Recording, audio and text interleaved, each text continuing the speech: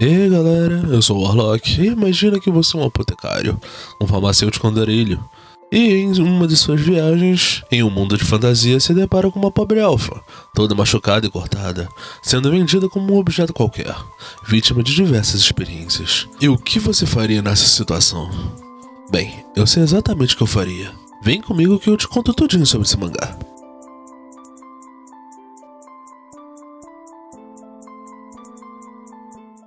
Já vou pedindo seu like porque o vídeo de hoje deu muito trabalho. Então não seja um vacilão e deixa seu likeão. É nóis. Ela é uma elfa que foi totalmente usada e jogada fora. Ouvi dizer que pode-se cortá-los e usar os pedaços como ingrediente para drogas. Essa é a primeira fase que o leitor é recebido ao iniciar a leitura desse mangá. Boroboro no Elf-san é a abreviação desse mangá curto cujo me chamou a atenção. Seus capítulos só tem uma página, que é bem descritiva cada. Mostra a evolução gradativa do processo de cura, tanto física quanto mental. A história é contada sobre o ponto de vista do apotecário. E observação, um apotecário é um farmacêutico, alguém que tem conhecimento de ervas, substâncias, venenos, alguém que devota sua vida para o estudo da ciência e botânica com fins medicinais. Uma droga pode ser vendida apenas uma vez, mas uma pessoa pode ser revendida várias e várias vezes.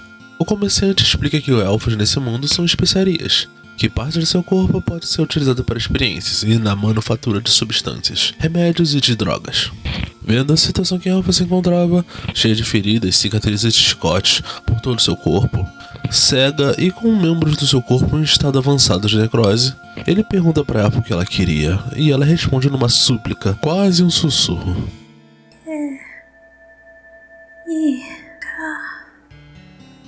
Casa. Quero ir pra casa. Muitas vezes seus pequenos gritos foram repetidamente ofuscados. Usar o corpo de um elfo para fazer panaceia é um boato sem fundamento. Essa droga nem sequer existe em primeiro lugar. E o que mais me irrita é o preço cobrado pelo penhorista. É muito mais barato que qualquer outra mercadoria daqui. Sem pensar duas vezes, ele faz a compra. E decide levá-la para casa, não para usá-la em experimentos, não para usar suas partes restantes em drogas, mas sim para tratá-la, para devolvê-la à sua saúde e dignidade. Ele tinha os devidos conhecimentos, sabia que apesar de grave, o processo de cura não era rápido, mas deveria ser administrado rapidamente. Então, levando em consideração o estado da elfa, ela não podia andar, então ele comprou uma armação de madeira para levá-la nas costas. A garota elfa não expressou nenhuma reação em nenhum momento, mesmo quando eu a toquei enquanto preparava a armação de madeira. Ela não parecia aliviada, parece que está acostumada a ser tratada como um objeto. Isso é triste. E assim, após comprar os medicamentos necessários, ele partiu com a garota em suas costas, rumando à oficina após cruzar as montanhas. Um caminho aparentemente livre de monstros. Ouvi dizer que elfos sempre viveram nas profundezas das florestas. Essa estrada não é nada muito fora do comum, mas é uma oportunidade para ela voltar a ter contato com a natureza. Pode ser apenas minha imaginação, mas sua expressão estava bem mais tranquila do que quando estávamos na cidade. Já estava anoitecendo quando decidiu parar para fazer um descanso, antes que a noite caísse de fato. Ele preparou a janta, e como a elfa não conseguia comer, ele teve que dar na boca da garota um ensopado. Ela estava em boa forma, mas não conseguia alimentar por si só. Alimentei-a com uma colher. Eu estava tão aflito que colocava na boca dela sem deixar esfriar, fazendo seus olhos lagrimarem. Durante a noite, a elfa teve uma febre alta. Uma grande possibilidade da inflamação e infecção de suas feridas terem se espalhado para seus órgãos internos. Provavelmente, teria que haver amputações em seus membros. A primeira coisa que o apotecário fez foi preparar um antibiótico e um medicamento para diminuir a febre. Depois disso, ele ferveu folhas de sabugueiro e borragem, misturou tudo com mana de koatsu em pó. Era quase imbebível, por isso misturou tudo com sal grosso e mel e despejou na boca dela. Segundo, faria o gosto melhorar. Mas, mano, isso deve ter um gosto ruim pra porra. Ela murmurava e ficou com respiração fraca por algum tempo, mas à medida que o medicamento começou a fazer efeito, sua respiração começou a se tornar mais calma. Enquanto pensava o que fazer a seguir, a noite tinha passado. Pela manhã, a elfa acordou primeiro. O apotecário tinha dormido em um pequeno cochilo. Já tinha se passado quase um dia inteiro, e não conseguiram ter nenhuma interação. Foi aí que ele teve a ideia de dar um nome para a garota, algo esperançoso que pudesse mexer com ela. Seu nome será Rizuri. Como o nome sugere, prometo que darei a cura pra você, com toda certeza. Não tinha como saber o seu verdadeiro nome, mas, feita essa promessa, os dois seguiram para a oficina do apotecário ao longo de uma viagem pelas montanhas. Ao chegarem, a água foi esquentada e o homem banhou a elfa. Apesar da necrose em seus membros, ela estranhamente não cheirava mal. Mas a falta de higiene era óbvia. Ele tirou as roupas rasgadas dela na casa de banho. Ela não expressou nenhuma reação, e quando o homem viu a cicatriz nas costas de Irizuri, ele finalmente percebeu como a elfa perdeu suas emoções. Cada machucado era certamente horrível. Ao terminar de lavar o seu corpo, pude ver claramente as dolorosas cicatrizes em sua pele. Na minha cabeça, eu pensei calmamente em uma pomada, mas minhas mãos não paravam de tremer de raiva enquanto eu trocava as bandagens. Que desgraça. Ele colocou pomadas de ervas em todas suas cicatrizes, cobrindo todos os pontos de folhas com gária, para estimular a recuperação. Olha, essa folha realmente existe na região da América Central. Tem umas variantes, mas ela realmente tem um efeito cicatrizante. Quem disse que não dá pra aprender nada com mangá? É mesmo, é? Ele percebeu que esqueceu de comprar o óbvio. Com toda aquela pressa e anseio de curar a elfa, ele só comprou remédios e saiu da cidade com pressa. Ele esqueceu de comprar roupas novas pra garota. Ela sairia pelada depois que estivesse curada? Então ele trocou medicamentos e parte da sua colheita por roupas usadas de uma amiga do vilarejo próximo. E ela aceitou avidamente ao saber que seria usada para uma nova paciente. Quando Irizuri acordou, eu vesti e pentei seu cabelo, finalmente deixando com a aparência mais jovem de um garoto normal. Talvez, devido ao alívio de sua presença renovada, senti uns 2 dias sem dormir e a fadiga caindo sobre minhas costas. Ele lutava contra o cansaço, lavou o rosto para despertar. Ele logo foi preparar a janta, mas o seu corpo estava pesado demais. Tinha percebido que estava tão preocupado com sua paciente que esqueceu da própria saúde. Ele a alimentou mais uma vez com sopa, mas... Você está com calafrios, mas não parece febre. O que houve?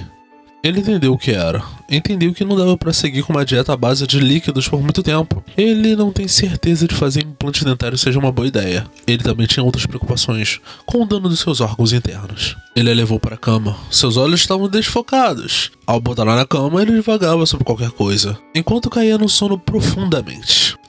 Também existe uma opção de refinar a uma poção de alto grau, que permite a regeneração física e recuperação do seu corpo, em troca de uma diminuição de expectativa de vida devido à sua aceleração de metabolismo. Mas, com meu equipamento e conhecimento, será algo muito difícil. Ele dormiu do lado da elfa, e pela manhã, Irizuri acordou mais cedo e ficou sentado esperando alguma coisa acontecer. Tinha várias formas de conseguir medicamentos, mas ele preferia cuidar do campo. Produzir os próprios materiais enquanto deixava a jovem elfa sentada em uma cadeira, tomando banho de sol. Pouco tempo depois de me distanciar, Irizuri começou a chorar. Seu choro ressoou com força em meio ao silêncio. Não tenho como saber os motivos de suas lágrimas, mas parece que não é fácil superar o que ela teve que passar. Trabalhei sem pensar até que o seu choro cessou, e me dei conta que já era de tarde. A recuperação da elfa levará bastante tempo, mesmo cuidando da sua pele, colocando colírio em seus olhos, alimentando-a com uma boa dieta, deixando-a dormir bem. O apotecário faz massagens e movimenta bem para que seu sangue possa circular. Ele também começou a trabalhar numa prótese dental, que é digna de mundo de fantasia. Usando a referência da literatura da Biblioteca Central, esculpi presas de javali selvagem e coloquei junto a pele de peixe-dragão da água e carne de slime. E com a ajuda de Irizuri, eu comecei a moldá-los durante dias. Deve ter sido difícil para ela, mas por fim a prótese estava completa. Uma pequena parte do tecido necrose dos membros de Irizuri está avançando, e talvez ele tenha que pedir ajuda para alguns amigos enquanto eu pensava no novo problema.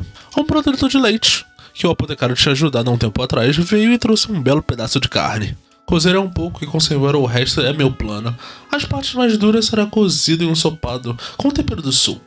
Já as partes mais macias serão batidas e amaciadas e depois marinadas com cebola, cogumelos e vinho, fazendo porções de bifes. Já fazia tempo que eu não fazia uma boa refeição. Imagine quanto tempo foi para Irizuri. Assim que ela comeu, sua reação foi clara. Foi muito aliviante vendo que ela ainda podia comer. Depois de tudo, sua prótese dentária parecia servir bem. Mano, olha como ela tá felizinha aqui, véi. Uma felicidade. No dia seguinte, ele mandou uma carta para sua amiga, falando sobre a condição de necrose dos membros de Irizuri. Já existia coisas melhores para a comunicação, mas ele preferiu o bom e velho Corvo-Correio. Esse cara aí é velho mesmo. Ainda esperando a resposta, o apotecário conseguiu perceber que as emoções de Irizuri estavam voltando, pouco a pouco. Ele pensou que poderia começar a falar com ela à altura do campeonato, mas, de uma hora para outra, Irizuri caiu no chão. Sua condição não estava boa. Irizuri estava com febre alta, convulsionava, tinha dificuldades para respirar, seu olho estava irritado e tinha uma característica de mancha vermelha em seu peito, o que é o principal sintoma de uma neurotoxina de um monstro chamado aranha obsidiana. Claro, isso é apenas especulação minha, mas sua tosse acompanhada de sangue significava que alguém tinha dado a ela um veneno oral de ação lenta. Quem teria feito isso? Uma aranha obsidiana é um monstro gigante, mas relativamente tímida, mas de qualquer maneira, tem um veneno super potente. Pelo conhecimento do apotecário, tem sido usado de assassinatos desde tempos antigos. Difícil que alguém do vilarejo tinha algum conhecimento da tal aranha e de seu veneno, e o penhorista não parecia ser o tipo de pessoa, então só sobrava o último suspeito, o proprietário anterior. O veneno só agora começava a se espalhar pelo corpo, então curá-la ainda era uma possibilidade. Ele limpou seu estômago utilizando carvão, e como ele fez isso eu já não sei. E deu um extrato de ciana para encorajar seu corpo a expelir o veneno. Um objeto estranho, no formato de comprimento, saiu do seu corpo, coberto por suco gástrico. Era um tipo de casca, meio grosso demais para ser considerado um comprimido medicinal. E nele, pude identificar algumas escrituras, seguindo por algo que parecia ser um símbolo de maldição. Pode ser minha imaginação de apotecário, mas considerando o estado que eu encontrei, seus machucados e agora o veneno, é como se alguém estivesse dizendo: vai e morra em algum lugar que ninguém se importe com você, seu pedaço de lixo. Isso me deixava puto demais. Senti uma fúria incontrolável crescendo dentro de mim, mas pouco a pouco fui me acalmando. Tinha que seguir o tratamento de Hirizuri. Então, bora lá salvar essa elfa. O antídoto requer alguns ingredientes que só podem ser encontrados na natureza. Então ele pediu para amigos ficarem com Hirizuri enquanto estava fora. Relutantemente, ele indicou o que deveria ser feito caso a condição de Hirizuri piorasse. Esse era o pior dos casos. Logo, ele partiu. Demorou 2 dias e 2 noites, e esse farmacêutico, ele encarou uma aranha gigante para conseguir fazer o antídoto. Sério mesmo, e num X1. E nunca foi dito que esse farmacêutico tinha algum poder especial nesse mundo de fantasia. Podemos ver que o cara é obstinado. Misturei raiz de mandrágora, parte do veneno, do fígado da aranha de obsidiana para produzir anticorpos, pedra de humano de conversão de atributos e uma mistura de ervas medicinais à base líquida. Eu usei uma agulha feita a partir de unha de dragão para inserir um antídoto no ombro de Hirizuri. Demorei 2 dias para recolher tudo, mas graças aos cuidados de Monette e sua mãe, Hirizuri aguentou muito bem. O antídoto foi injetado e começou a reagir no corpo da elfa. Quente, doloroso, escuro. Ela estava delirando, sendo tragada para a escuridão da morte, mas ela ouviu alguém a chamar. Alguém está me chamando? Ela estava reagindo à dor e despertando lentamente. Uma mão grande, gentil. Quem é? E finalmente ela despertou. Ao abrir seus olhos, lágrimas rolaram pelo seu rosto. Eu vejo a luz. Ela finalmente podia ver a luz. O antídoto parece ter funcionado muito bem. A elfa recuperou não só sua consciência, mas também readquiriu a capacidade de fala, embora com dificuldades. Surpreendentemente, ela também recuperou parte de sua visão, agora conseguindo discernir luz de escuridão. A razão não estava muito certa para o apotecário, mas parece que propriedades reativas da raiz de mandrágora, combinada com os efeitos reversores da pedra de mana, ajudou em 2 coisas: na remoção do veneno e na restauração dos seus nervos oculares. Assim, ele tentou conversar com ela, mas nenhuma resposta foi coerente. Parecia que sua mente estava nebulosa, ou seu subconsciente reprimia tudo o que aconteceu consigo mesma. Ela não lembrava nada de ter acontecido antes de ter chegado nesse vilarejo. Mas de uma coisa ela se lembra. Ela olhou para o homem e sorriu de maneira genuína. Mesmo com dificuldades, ela disse com lágrimas em seu rosto. Obrigado por me salvar. Consegui sentir esperança que ela tinha um futuro. Em sua voz e expressões, isso me fez pensar. Ela também tinha me salvado de alguma forma. Quem imaginaria?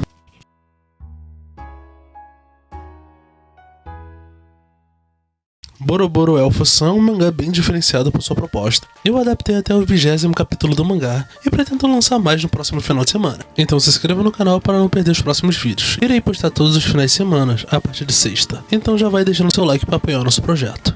Eu agradeço aos novos inscritos do canal, foram pessoas que se juntaram ao bruxão aqui. Conseguimos bater a meta de 250, então vamos para a meta de 300, cara. Eu sei que vocês conseguem. Eu estou pensando em lançar a parte 2 do mangá de Maria no Danzai. Tem bastante coisa para ser falada ainda e lançam novos capítulos. Então, se inscreva no canal para mais episódios. Eu sou o Warlock. E se lembrem, pessoas podem ser forças incríveis de mudança. E que a indiferença do universo não é nada comparado à força de vontade humana. Até a próxima. invisible. Row, row.